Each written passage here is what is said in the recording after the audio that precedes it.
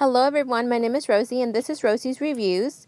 Today I'm going to be showing you how I make a no-sew fleece tie blanket. First I start by stretching out the fabric and just making sure that it measures the same, the back with the front. I remove any excess fabric. Right here it's my dad who is helping me do this fleece blanket. So we're removing any excess.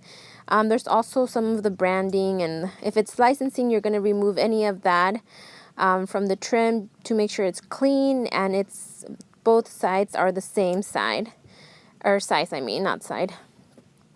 I like to lay the fabric on the floor because it's just easier for me to make it even, and I don't have a table big enough, especially when it's a large blanket, to measure it all and to make sure that it's all nice and neat.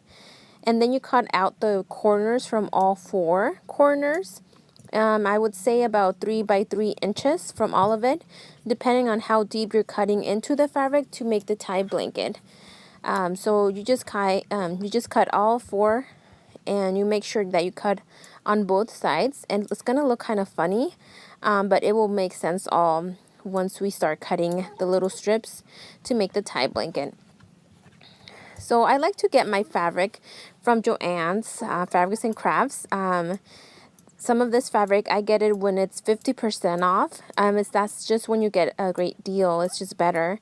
I signed up for Joann's app, so not signed up, but I downloaded the app, and I was able to get discounts. And it's just really great because, I mean, fleece could be expensive, but once you get it on sale, plus maybe a 10-20% off coupon, it's great. So here we're cutting off the edges, and what I'm doing is I'm cutting, I'm skipping one and tying one, because if I tie every single one of those, it's gonna be tiring. It's gonna be time consuming. They are not hard to make. Like I said, they're just time consuming.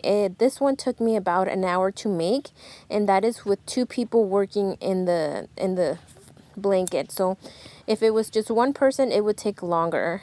My back did hurt at the end, so that's why when people make these and sell them, you are paying for the price to make them, not necessarily for the fabric, because it's just time consuming to make.